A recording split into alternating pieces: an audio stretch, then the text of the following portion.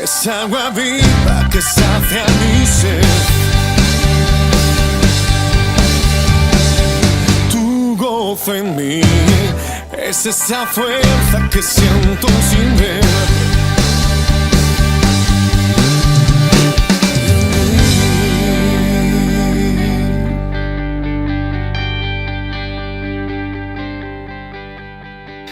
En Juan 11, del 1 al 44, tenemos toda la historia de la enfermedad, de la muerte y la resurrección de Lázaro. Todos conocemos esa historia. Después vamos a estar leyendo algunos versículos. Déjeme que le cuente algo.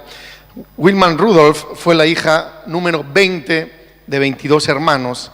Nació prematura y se dudaba que fuera a sobrevivir. Dice que cuando tenía 4 años tuvo doble neumonía, escarlatina y poliomielitis, lo que le dejó paralizada su pierna izquierda. Y sus padres, yo me imagino, si fuéramos los padres y si estuviéramos en el lugar de ellos, se preguntaban por qué mi hija tuvo que vivir esto, por qué a nosotros nos ha ocurrido esta circunstancia. Y me pregunto, o me imagino que también podrían decir la frase que muchas veces nosotros diríamos cuando a los hijos le pasa algo o alguna fatalidad viene a nuestras vidas: ¿dónde estabas tú, Dios, en esos momentos? ¿Qué estabas haciendo tú, Dios, en esos momentos donde nuestra familia vivió una fatalidad? Y es la misma pregunta que creo que surge en todos los corazones que están pasando dificultades y que están pasando algo difícil. Y hemos hablado muchísimas veces que todas las personas, sin excepción, todas las familias, sin excepción, hemos pasado momentos difíciles. ¿Hay alguien que no? ¿Que nunca pasó momentos difíciles? Venga aquí y le damos un diploma. Pero imagino que todos hemos pasado situaciones muy adversas, ¿verdad? Porque los problemas, sean cual sean, no son ajenos a nosotros, ni siquiera al cristiano, ni siquiera al cristiano. ¿Cuántas personas dicen, ay, otra vez vuelvo al Señor o estoy en Dios y parece que los problemas se multiplican? Pero es que es una realidad. Nosotros decimos, ¿verdad?, que cuando volvemos al Señor le hemos declarado la guerra al enemigo. Él no nos va a dejar en paz, Él no nos va a dejar quietos, ¿verdad? Y la magnitud y la naturaleza de los problemas puede ser muy, muy variada, pero lo que siempre compartimos es los sentimientos que a todos nos embargan. Compartimos los mismos sentimientos de abandono, de frustración y a veces de resentimiento. El hambre, la injusticia, la pobreza, las guerras, la violencia, las enfermedades, los huérfanos, los hijos rebeldes, como veíamos aquí, ¿verdad? Los niños de la calle, las familias desestructuradas, la prostitución, incluso la muerte son algunos de los problemas que muchas personas enfrentan y quizás algunos de los que dije hemos enfrentado a lo largo de nuestra vida y de pronto hemos clamado: ¿y dónde estás tú, Dios, en esta circunstancia? Esos son los sentimientos de dolor, de angustia y de incertidumbre que muchas veces nos invaden, ¿verdad? Y a veces nuestras emociones es mucho más evidente que la fe que hemos declarado algún día. Decimos tener una fe increíble, milagroso, abres camino, cumples promesas, luz en tinieblas, mi Dios, así eres tú. Y lo cantamos, y lo proclamamos, y qué guay, que suena esta canción, ¿verdad? Pero de pronto cuando viene la adversidad, muchísimas veces los sentimientos que nos embargan son mucho más fuertes que la fe que proclamamos. Y no estoy diciendo que podamos ignorar esos sentimientos, es imposible ignorar esos sentimientos. Ayer murió la mamá de un pastor amigo mío, ¿verdad? Y él decía, nunca estuve preparado para enfrentar tu muerte, mamá, nunca he estado preparado. La vida no me enseñó a enfrentar tu muerte. Y se veía en el coche fúnebre y él agarrado al coche fúnebre acompañándolo, ¿no? Pero decía, pero lo que me mantiene en pie es lo que siempre he profesado: la palabra de victoria, la palabra que sorbida es la muerte en victoria. Amén. Pero aquellos que no tienen esa esperanza viva, o alguna vez nosotros hemos preguntado: Señor, que te he servido, Señor, que te sigo, Señor, que doy los diezmos, que doy de las ofrendas, como si le pagáramos a Dios algo, ¿verdad? ¿Dónde estás tú en medio de estas circunstancias? ¿Por qué permites que mis hijos entren en esta enfermedad o nosotros entremos en esta crisis económica? Y el versículo 3, enviaron pues las hermanas para decir a Jesús: Señor, he aquí el que amas está enfermo. Estamos en la provincia de Betania, es donde surge toda esta historia, y vive una familia compuesta por Marta, María y Lázaro. Y al parecer, como siempre lo nombra el último, en muchos de los pasajes lo nombra el último, entendemos que quizás Lázaro era el más joven de la familia, y más o menos contaba con 30 años de edad, cuando de pronto cae gravemente enfermo. La Biblia no nos ofrece detalles de cuál era la enfermedad, pero sí podemos advertir que comprometía seriamente su salud y que inclusive ponía en riesgo su vida para dar aviso a Jesús, tan grave aviso al maestro para que volviera, porque nos visitara, porque su amigo estaba enfermo. Quizás una de las posibilidades de lo que avisaron a Jesús era para dar a conocer el estado de su amigo, pero también igual ellos querían ver el milagro de la sanidad. Estaba enfermo y se ve que estaba agravándose la enfermedad. Dijeron: llamen a Jesús antes de que esto vaya a más. Y esta familia era una familia muy amada por el maestro. Esta familia gozaba de mucha amistad e intimidad con el maestro. Y el versículo 5 dice: y amaba Jesús a Marta, a su hermana y a Lázaro. Era una familia que tenía mucho la estima del maestro. Y de pronto a este gran problema, las hermanas alzan sus ojos a los montes, como declararía el salmista en el Salmo 121, y de pronto buscan socorro y buscan ayuda oportuna. Y esa familia de pronto se encuentra en una situación difícil. La salud de uno de sus miembros, quizás el más joven, quizás el único varón, y se ve afectada por esta terrible enfermedad. Y esto repercute en el ánimo de todos, por supuesto, por supuesto. Como digo muchas veces, el gozo del Señor es nuestra fortaleza, pero el gozo del Señor no es una risa tonta en medio de la dificultad. Y siempre repercute, cuando algo le pasa a nuestros hijos, siempre repercute en nuestro estado de ánimo, ¿verdad? Hay una ansiedad, hay un nerviosismo, y muchas veces clamamos al Señor y buscamos incesantemente una respuesta, y también nuestros sentimientos muchas veces nos invaden, los pensamientos nos invaden nuestra mente. Y es precisamente en ese estado de crisis cuando nuestra fe es sacudida, cuando nuestra fe es probada, y a veces perdemos la objetividad de las cosas. Yo escuchaba a este pastor orar todos los días: Señor, tú puedes sanarla, por favor sánala, haz un milagro. Y yo le escribí en privado y le dije: estamos orando por su mamá, pero que sobre todas las cosas se haga la voluntad de Dios. Porque muchas veces nosotros queremos nuestra voluntad y a veces queremos retener a las personas en este lugar, y a lo mejor el Señor le ha placido llevársela a su presencia, y somos nosotros los que queremos aquí, y a veces decimos: está sufriendo ella, esa persona, y sufrimos los que estamos alrededor. Ni uno puede disfrutar de ninguno, ¿verdad? Pero nosotros queremos retenerla en estos sentimientos humanos. Y él me contestó: pastor, tienes toda la razón, que se haga su voluntad, porque reconocemos a los que amamos a Dios que la voluntad de Dios es buena y perfecta. Amén. Y al principio hablábamos de esa niña, no me olvidé, de Wilman Rudolph, y esta niña que nace de manera prematura y que a los 4 años enferma de doble neumonía y de escarlatina y de poliomielitis, y le trae como consecuencia la parálisis de una de sus piernas, la pierna izquierda, además de, me imagino, muchísimos malos ratos a sus papás, ¿verdad?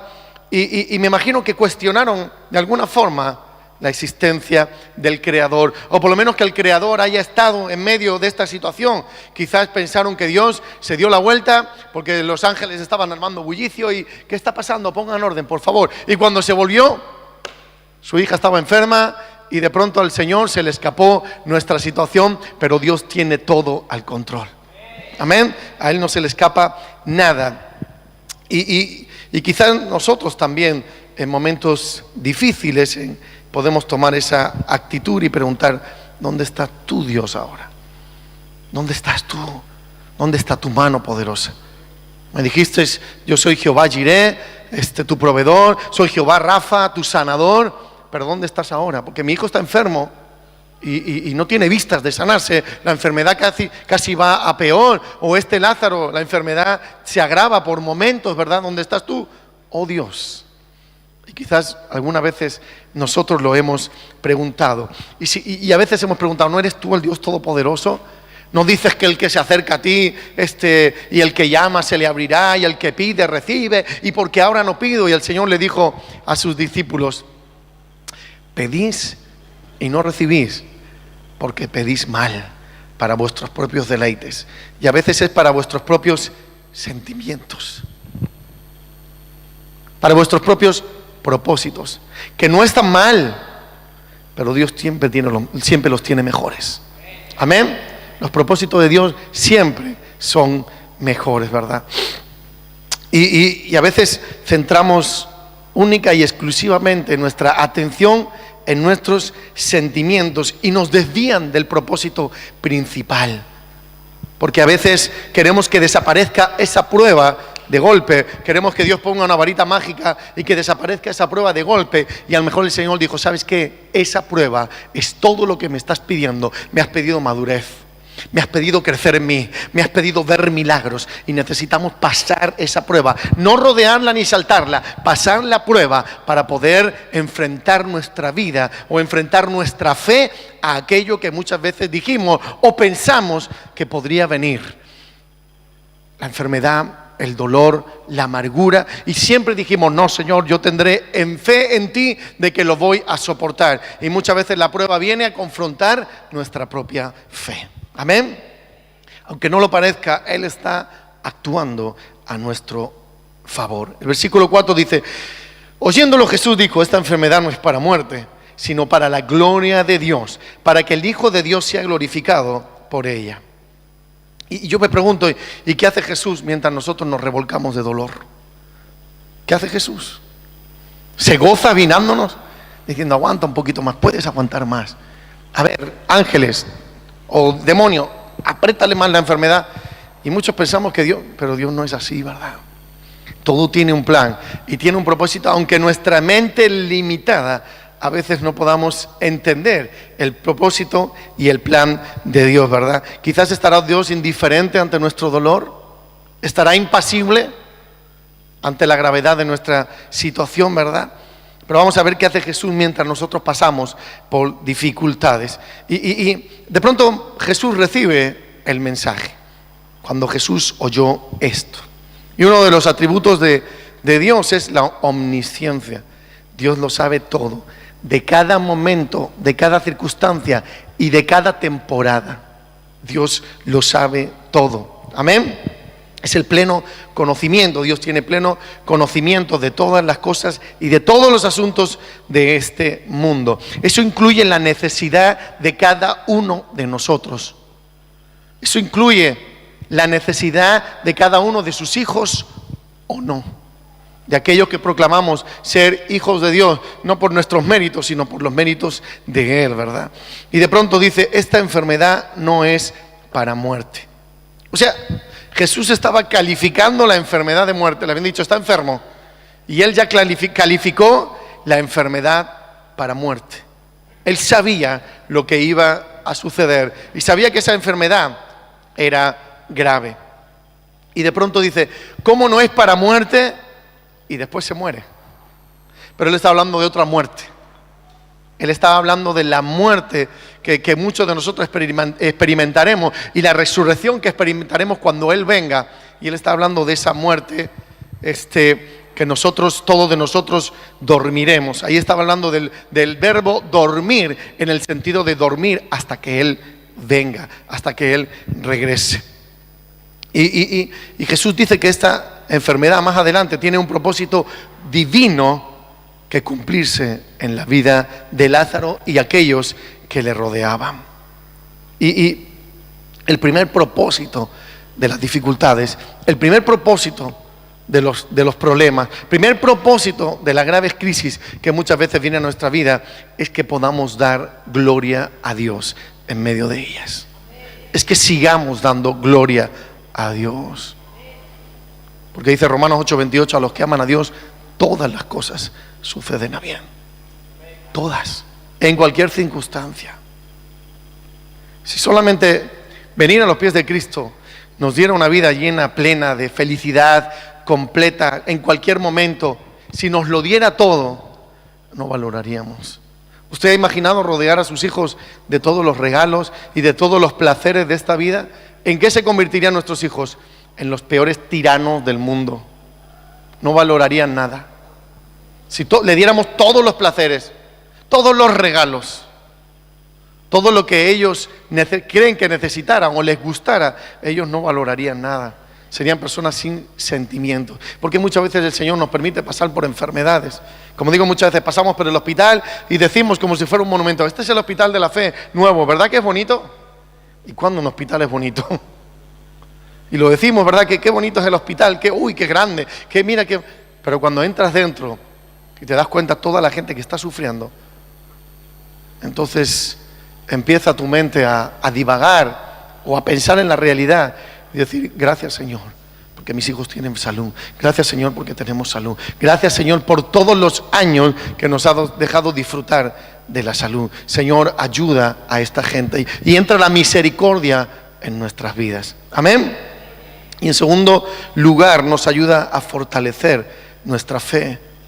Como le dijo en el versículo 15: y me alegro por vosotros de no haber estado allí, para que creáis, mas vamos a por él. Para que creáis, para que nuestra fe sea fortalecida. Y dice el versículo 26: todo aquel que vive y cree en mí no morirá eternamente. ¿Puedes creer esto, Marta? ¿Lo puedes creer? Y su hermano muerto, ¿cómo va a decir ella? Sí, voy a creer que mi hermano puede resucitar o que no morirá eternamente, pero acaba de morir. O sea, ya sé que quizás algún día tú lo vas a resucitar, o cuando venga el Señor, el Mesías, lo resucite y todas esas cosas, pero es que ahora está muerto. Y muchísimas veces las circunstancias que estamos viviendo en ese momento no nos dejan ver lo glorioso y el futuro poderoso que Dios tiene para nuestras vidas. Y Dios permite momentos difíciles para que aprendamos a confiar en Él. ¿En cómo vamos a confiar en Dios si en medio de la dificultad no hacemos uso de lo que Él mismo nos ha prometido, de lo que Él mismo ha dicho? Si solo nos rodeara de bien, si solo nos rodeara de favor, de gracia, si siempre andáramos en un camino entre algodones, usted y yo no podríamos vivir realmente la fe. No podíamos experimentar realmente la fe. Y un tercer propósito que cumplen los problemas y las dificultades que vienen a nuestras vidas es demostrarnos la existencia de nuestro Dios. Demostrarnos que Él está cerca. Demostrarnos que Él es un Dios verdadero. Demostrarnos que Él escucha nuestras necesidades. Y Jesucristo en el versículo 11 le dice: dicho esto, le dijo después: nuestro amigo Lázaro duerme, mas voy para despertarlo. Ese versículo de dormir estaba hablando de momentáneamente está muerto, mas voy para despertarlo. Los discípulos no entendieron nada. Dijeron: pues seguramente por la enfermedad y la fiebre se ha dormido el hombre. Seguramente por tantos medicamentos, por el miolastán y todas las cosas, se ha dormido el hombre, ¿verdad? No entendían nada.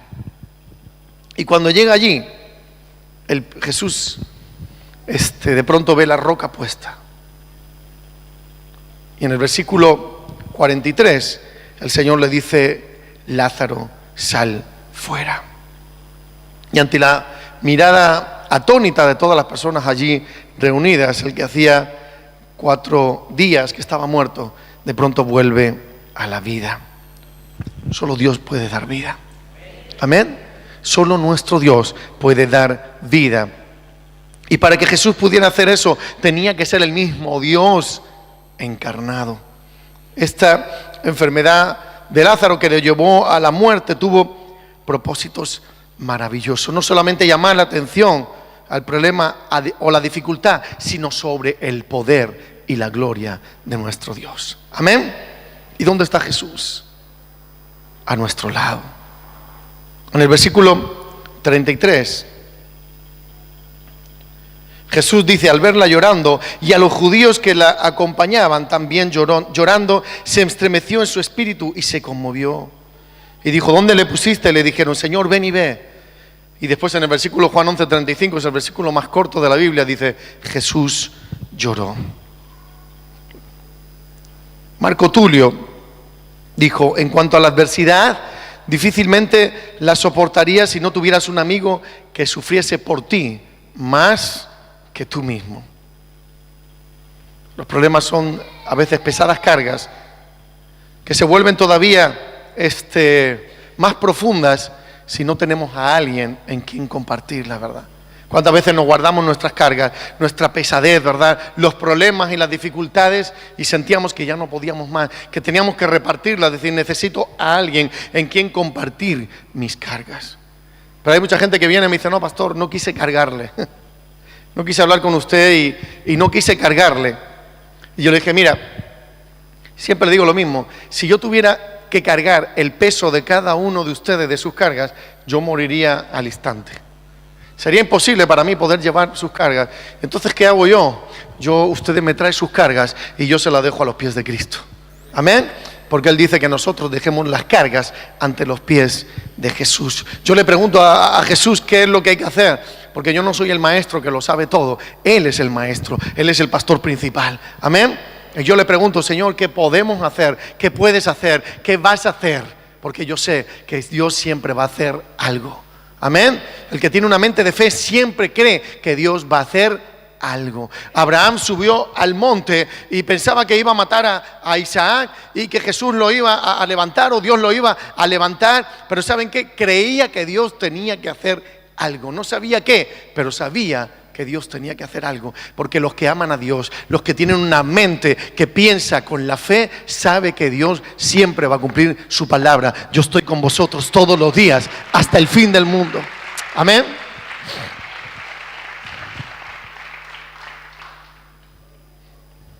Y mientras Lázaro enfermaba, como hemos visto, Marta y María acuden de inmediato a Jesús.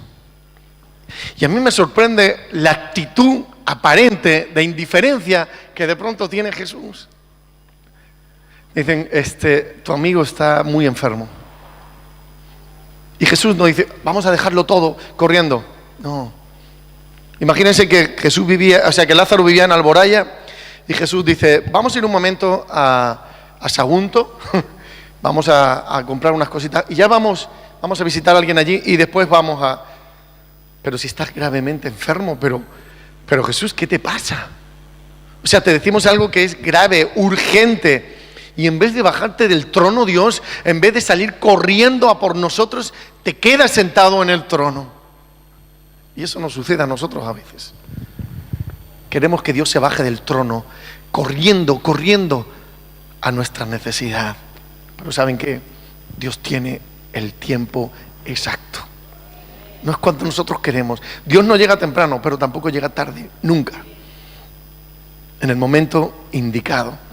Y nosotros a veces hacemos cosas para que Dios se baje del trono y nos ponemos delante de la cruz y echamos maíz seco y las rodillas ahí a ver si Dios tiene piedad de nosotros, y nos flagelamos a ver si Dios tiene piedad y se baja del trono, y cuando miramos, Dios sigue en el trono, porque Él dice: yo lo tengo todo controlado. Yo soy el Dios de los tiempos. Amén. Yo soy el Dios de los tiempos. Y parece indiferente Jesús, pero Jesús nunca actúa indiferente a nosotros. Solamente está esperando el momento justo para actuar. Solamente está actuando una vez más a nuestro favor. Y vemos que la familia estaba padeciendo ya la pérdida de Lázaro. Estaba sufriendo porque veía que la vida de Lázaro se escapaba por momentos. Y Cristo se conmueve. Hemos leído en el versículo 33, ¿verdad? Jesús entonces, al verla llorando y a los judíos que le acompañaban también llorando, se estremeció en espíritu y se conmovió. Él no es indiferente ante nuestro sufrimiento. Él no es indiferente ante nuestro sufrimiento. Podemos pensar que nosotros estamos sufriendo. ¿Y cuántas veces lloramos? ¿Y cuántas veces nuestra almohada se convirtió en nuestro mejor consuelo? O por lo menos el mejor psicólogo que nos escuchó, pensando que nadie nos escuchaba. Sin embargo, allí estaba Jesús, tomando cada una de nuestras lágrimas, tomando cada uno de nuestros reclamos, tomando cada uno de nuestros deseos, tomándolo. Ahí está Jesús, cerca de nosotros. Muchísimas veces pasamos por adversidad. ¿Cuántas veces hemos pasado por momentos donde quizás hasta el diablo quiso destruirnos? ¿Pero dónde está usted hoy?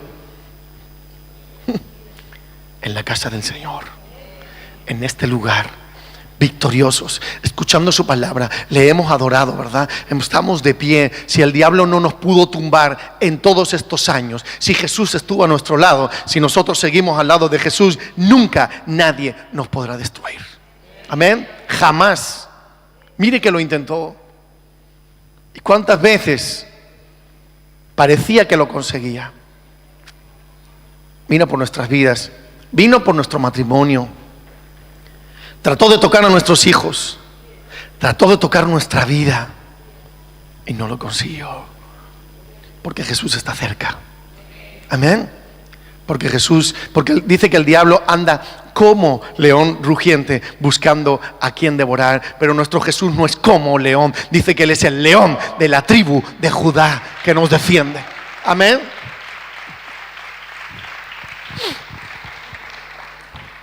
Y vemos que Jesús se conmovió profundamente y sintió en carne propia el dolor. Es una pregunta que yo me hago. ¿Por qué llora Jesús si en 5 minutos lo iba a resucitar? ¿Para qué llora Jesús? ¿Nunca se preguntó eso? ¿Por qué lloras, Jesús, y sabes que en 5 minutos? O sea, si nosotros tuviéramos superpoderes, ¿verdad? Veíamos un accidente y hay alguien muerto ahí y a los padres abrazando al bebé y nosotros, no te preocupes, aquí estoy yo. Y no nos pondríamos a llorar, ¿verdad? Aquí no te preocupes, ya estoy yo aquí. Pero, ¿saben qué? Jesús sintió el abandono, la soledad, como ovejas que no tenían pastor en cada corazón que estaba allí llorando. ¿Saben lo que sintió? Que su propio pueblo no podía sentir el consuelo de aquel que les estaba visitando porque no le conocieron, porque no sabían que aquel que se estaba presentando en carne propia era Jehová de los ejércitos mismo. No sabían que allí estaba representada la Trinidad, el Padre, el Hijo, el Espíritu Santo en el mismo Cristo. No sabían que Dios mismo había dejado su trono para visitarlos y decirles, no estáis solos, yo estoy aquí. Pero sin embargo a los suyos vino y los suyos no le recibieron, no le pudieron conocer. Y esa era la tristeza del maestro, que venía a su pueblo, que venía como Dios, que venía como maestro, que venía como cordero, y no se dieron cuenta que el mismo Dios estaba en ese lugar. Y muchos afirman que cómo amaba Jesús al maestro, ¿verdad? Cómo amaba Jesús al maestro. Por eso dicen algunos que eran las lágrimas evidentes en el rostro de Jesús, era porque amaba mucho el maestro a Lázaro, ¿verdad? Y de pronto vemos como el evangelista dice que una vez más, en el versículo 38, Jesús se vuelve a conmover. Dice, Jesús profundamente conmovido otra vez vino al sepulcro. Una vez más, viendo el corazón que no podía ser consolado porque no recibían la consolación. Así está el corazón de Dios en este momento. Le echamos la culpa de tantas cosas. Si fuera Dios tan bueno, ¿por qué está el hambre en muchos países del mundo? ¿Por qué permite la situación en Venezuela? ¿Por qué permite las situaciones en África? ¿Por qué las mujeres están muriendo en países musulmanes? ¿Por qué Dios? ¿Qué Dios está haciendo? Y le hemos quitado toda la autoridad a Dios. Porque dice el Señor, el que a mí viene, yo no le echo fuera. Y ese es el problema del mundo, que no vienen a Cristo, que no vienen a Dios, que no vienen a pedirle solución, que no vienen a pedirle misericordia. Es como que tus hijos están peleando en la calle y los dos se están maltratando, tú no sabes nada, estás en casa, no te enteras de nada y de pronto te culpan diciendo, menuda educación le ha dado el padre y la madre para que se peguen. Mira cómo les han infundido de odio en los corazones de estos hijos para que se... Jamás hemos hecho eso. ¿Qué culpa tengo de que mis hijos estén peleando? Yo quisiera que mis hijos se amaran, yo quisiera que mis hijos se ayudaran. Así es el corazón de Dios. ¿Cuántas veces triste por ver que el mundo le ha dado la espalda a Dios? Le ha dado la espalda a Dios y encima se quejan de que Dios no hace nada por ellos. Ustedes saben esa historia, ¿verdad? De ese hombre que estaba en el peluquero y el peluquero decía que no existía. Usted ha visto muchas veces ese meme, esa historia, que no existía Dios. No, Dios, yo soy ateo, no creo que Dios exista. Ah, ¿de veras? Sí, yo no creo que Dios exista. Y de pronto pasa un mendigo con una barba sucia, larga, el pelo sucio y largo. Y dice, pues ¿sabe lo que yo creo? Que los barberos y los peluqueros tampoco existen. ¿Pero cómo dice usted eso? Si yo le estoy cortando el pelo ahora mismo y rasurándole. Ah, no, yo creo que tampoco existen. Dijo, ¿pero cómo dice usted eso? Dijo, mire, ¿ha visto usted ese señor? Él necesita un peinado, él necesita que le laven la cara, que afeiten, pero no hay ningún barbero, no existe nadie, mira cómo está, y es porque no existe. Y el barbero dice, si él viniera a mí, si él me lo pidiera, aunque no tuviera dinero, yo se lo haría. Y dijo, así es Dios, si tú se lo pidieras, si tú le dijeras que entre en tu corazón, él venía a morar en tu vida y te das cuenta que Dios existe. Amén. En los momentos difíciles nos preguntamos, ¿qué está haciendo Dios? ¿Qué hace Dios por nuestras circunstancias? ¿Se preocupará Dios de nosotros, verdad? Y la respuesta nos la da el mismo Jesús en este relato. Cuando vio que las mujeres se condolían, Él estaba con ellas. ¿Dónde estaba Jesús cuando la gente estaba llorando? Aún sin conocerle y sin reconocerle, en medio de ellos. ¿Y sabe dónde está Jesús en este momento? En medio de nosotros, en medio del mundo, caminando por las calles diciendo, si vienes a mí te sano, si vienes a mí te salvo, si vienes a mí te restauro, si vienes a mí te levanto. Solamente está esperando que el mundo se vuelva a Él. Ahí está en medio de nosotros consolándonos.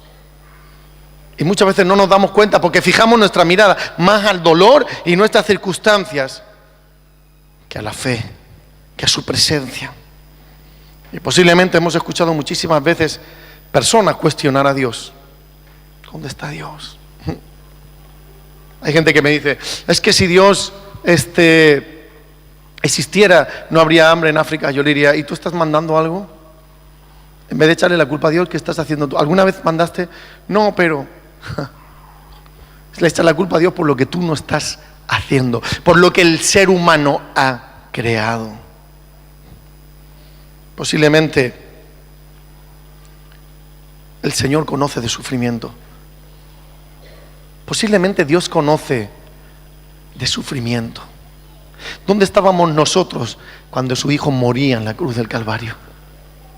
¿Habría alguien consolando el corazón de Dios cuando su Hijo moría en la cruz del Calvario?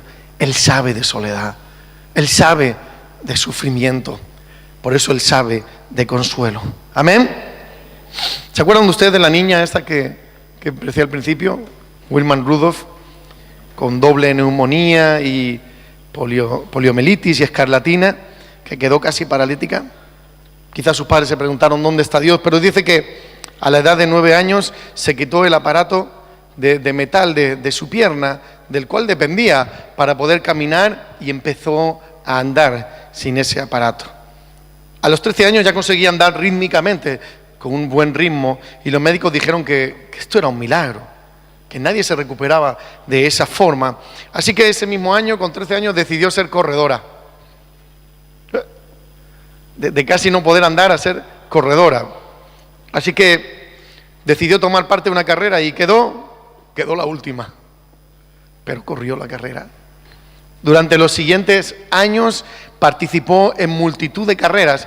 ¿Y sabe cómo quedó? Última. Siempre quedaba última. Pero ella seguía intentándolo. Y todos le dijeron que se dieran por vencida, pero ella siguió corriendo. Y un día ganó una carrera. Y después ganó otra carrera. Desde entonces ganó todas las carreras en las que compitió. Y esta niñita, a la que dijeron que nunca volvería a caminar, ganó 3 medallas olímpicas. También la historia de Lázaro tiene un final feliz. Bien podría reflejarse en una historia de Hollywood, como Pretty Woman, que siempre tiene un final feliz, ¿verdad? Siempre tiene el final que nosotros deseamos y esperamos. Pero ¿saben qué? Muchísimas veces la voluntad y la solución de Dios a veces es contraria a nuestros deseos. A veces es contraria a nuestros deseos. Pero la historia de Lázaro tiene un final feliz, y el versículo 44 dice: y el que había muerto salió, atadas las manos y los pies con vendas y el rostro envuelto en un sudario. Jesús le dijo: desatarle y dejarle ir. Y esto nos deja una profunda y significativa enseñanza al mismo tiempo. En el capítulo 12 vemos que esta familia, tiempo después, vemos como Jesús vuelve a Betania y visita a estos entrañables amigos, y ocurren 2 cosas que deberían ocurrir en aquellos que hemos entendido y creído a nuestro Maestro. Dice que en el versículo 2 del capítulo 12 dice: y le hicieron allí una cena y Marta servía. Le hicieron una cena de honor. Dijeron: este es el Maestro, este es el Rey de Reyes, este es el que nos da esperanza. Y no en el día de la resurrección, nos da esperanza ahora. Amén. Y este Jesús que nos da esperanza ahora está en este mismo lugar, diciendo: tu sueño, tu plan, tu propósito, tu circunstancia, tu adversidad, tu crisis tiene esperanza. No hay nada muerto, y aunque esté muerto de 4 días, dice, y huele porque tenía 4 días, dice Jesús: yo lo puedo resucitar, yo lo puedo levantar, yo soy el Maestro, yo soy la resurrección y la vida, decía Jesús. Y la actitud de Marta es que dice que Marta servía. Y después siempre nos metemos con Marta, afanada, pero ¿saben qué? Marta servía. ¿Y cuántas Martas se necesitan? Que aprendan a servir, que aprendan a reconocer al Maestro y le sirvan de corazón. Muchísimas veces nos metemos con Marta y María la ponemos espiritual, y a Marta, porque servía, a veces la apartamos, pero Marta era una gran mujer de Dios, que aprendió a darle el honor al Maestro. María, por supuesto, no podemos denigrar una historia o cambiar la historia, ¿verdad? Porque es necesario servirle, pero es necesario reconocer a Jesús por quien es Él. Y María dice que de pronto tomó un perfume de nardo y ungió al Maestro, y después dice que lo enjugaba. En versículo 3 dice: entonces María tomó una libra de perfume de nardo puro, de mucho precio, y ungió los pies de Jesús y los enjugó con sus cabellos, y la casa se llenó del olor del perfume. Una le servía, otra le adoraba. Y no podemos separar ninguna de las dos. Amén. Servimos al Señor porque le conocemos, y le conocemos porque le adoramos. Nadie puede dejar de conocer a Dios en intimidad sin adorarle. Es imposible. Aquellos que conocen a Jesús lo conocen porque son adoradores, porque conocen su corazón, porque se acercan a su corazón, porque tienen intimidad. Y la intimidad con Jesús, ¿en qué se traduce? En servicio. Yo no puedo estar impasible ante el Rey de Reyes. Yo no puedo dejar que las piedras hablen y yo dejar de hablar. Yo no puedo dejar de servir a los demás, porque hay gente que dice: no, yo quiero servir a Dios, pero a los demás no. Es imposible servir a Dios sin servir a los demás, porque la palabra del Señor nos enseña que si queremos servir a Dios, tenemos que servir al prójimo, al próximo, al que está cerca nuestro. Dice: y mayormente a los de la familia de la fe. Cuando nosotros tomamos conciencia de que Emmanuel, Dios con nosotros, ¿verdad? Entonces nuestra reacción es como Marta y María, y ojalá sea en conjunta la reacción de Marta y María en adoración y en servicio y en adoración. Así debería ser nuestras vidas en conjunto, una vida de servicio y una vida de adoración, una vida de adoración sirviéndole y sometiéndonos a su voluntad, y otra extendiendo el reino del Señor. Y no sé cuántos están pasando quizás ahora momentos difíciles. Habrá alguien que está pasando momentos adversos, difíciles, tristes, de dolor. Y saben que quizás muchos de nosotros hemos pasado esa circunstancia y hemos preguntado: ¿dónde estás tú, Jesús, ahora? ¿Dónde estás tú, Maestro? Y hoy nos responde el Señor: yo estoy pasando por aquí. Amén. Emmanuel, Dios con nosotros. Dijo: yo me voy, pero no os voy a dejar solos, no os voy a dejar huérfanos, os voy a mandar al Consolador. Y mandó al Espíritu Santo, que no esté sobre nuestra vida, sino que dice que está en nuestra vida, consolándonos. Y muchos de los que están pasando crisis o adversidad o dificultad, ¿saben qué? Quisiéramos escapar y quisiéramos que Dios nos sacara de ello, pero entonces no aprenderíamos la lección. Y una lección se repite hasta que se aprende. Amén. Una lección se repite hasta que se aprende. Si hay algo que nos molestaba mucho a los estudiantes y les molesta, son los exámenes, ¿no? Qué rollo los exámenes, ¿verdad? Pero ¿saben qué? En el examen, cuando está delante, nos preguntan para ver si hemos aprendido, para ver si hemos estudiado. Y los exámenes en la vida se nos presentan para ver si hemos aprendido, para ver si sabemos que lo que confesamos con nuestra boca se hace realidad en nuestra vida, para ver si la fe que decimos tener, porque lo decimos es la fe, la certeza de lo que se espera, la convicción de lo que no se ve. Amén y amén. ¿Sabe lo que significa? No, pero sí que sé lo que dice. Y el Señor dijo: mira, yo no quiero que sepas tanta teología, que está bien si la sabes, maravilloso, sino que apliques la palabra, que apliquemos la palabra. Eso es sabiduría, aplicar la palabra. Sabiduría no es almacenar conocimiento.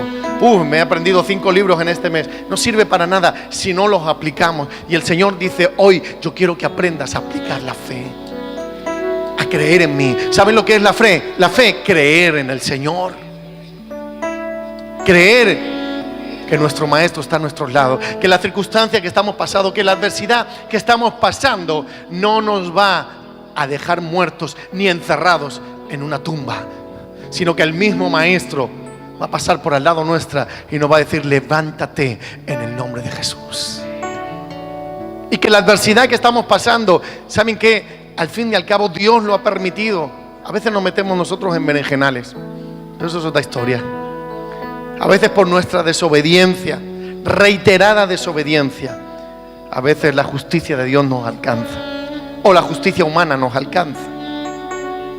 Pero hay veces, hay pruebas que parece que usted y yo no nos merecemos, pero sin embargo necesitamos. ¿Alguna vez de aquí alguien le ha pedido paciencia a Dios? Señor, dame paciencia. A ver, levante la mano. Y es verdad que dice que la prueba produce paciencia. Dame paciencia, Dios. Dame paciencia con mis hijos, Señor. O te los llevas o te los envío yo. Y con mi marido, dame paciencia, ¿eh? Y las mujeres: dame paciencia con mi marido. O dame paciencia con mi esposa. Los hombres son más recatados. Los hombres no. Dame paciencia, Señor. Y el Señor dijo: la única forma de darte paciencia es que puedas pasar por el fuego y soportarlo. ¿A cuánto le gusta la historia de Sadrán, Mesach y Abednego? Aquellos amigos de Daniel que se metieron en el horno de fuego. ¿A cuánto les gusta esa historia? ¿Y cuántos se quieren meter en el fuego? Ese es el problema, que nos gustan las historias de fe y nos gustaría ser los protagonistas. Nos gustaría que que Dios quitara ese nombre y en vez de Sadrach, Mesach, Abednego, pues fuera Hernán, Tony y Eric, y pusiera nuestro nombre ahí, y que los demás se enteraran de la fe que tenemos. Pero ¿cuántos quieren entrar en el horno de fuego sin saber si van a morir o no van a morir? Ellos no sabían si Dios y dijeron, aunque Dios no nos libre, seguiremos adorándote, Dios mío. Aunque tú no me dejes pasar o dejarme en esta vida, Señor, aunque tú me hagas pasar a la otra vida, con todo eso yo te voy a adorar. Como decía Habacuc, aunque en la majada no haya vacas ni den mantenimiento, con todo yo me alegraré en Jehová, en el Dios de mi salvación. Pero ¿sabes qué? La esperanza en nuestro Dios es una esperanza viva. ¿Y saben qué? Aunque Habacuc dijera eso, aunque los amigos de Daniel dijera eso, vimos la mano del Señor. Y aunque nosotros pensemos si Dios quiere o no quiere que pase esta circunstancia, ¿saben lo que les digo yo? Dios quiere que pasemos esta circunstancia. Dios va a estar con nosotros para pasar esta circunstancia. Dios nos va a ayudar para pasar esta circunstancia. Amén. La mano del Señor no se ha cortado. Los que hemos conocido a Dios podemos decir en el día de hoy, Dios nunca me abandonó, Dios nunca me dejó. Nosotros sí, nosotros hemos sido infieles a Dios. ¿Cuántos de aquí han sido infieles? No levante la mano.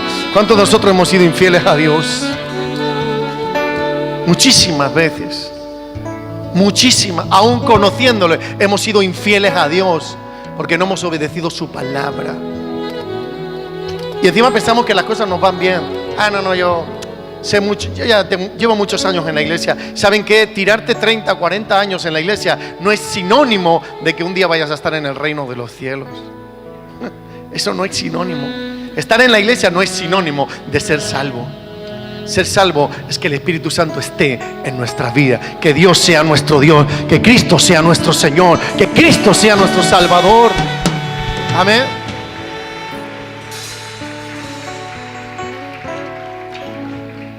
¿Qué tal si aquellos que están pasando dificultades se ponen en pie y adoramos al Señor? ¿Qué tal que aquellos que alguna vez pasamos por dificultades y las sobrepasamos, digamos, Señor, yo también te adoro por ello? ¿Qué tal si tomamos fe en este momento para si viene alguna dificultad en el día de mañana, digamos, Señor, estoy lleno de tu presencia para poder volver a pasar por el fuego? ¿Adoramos?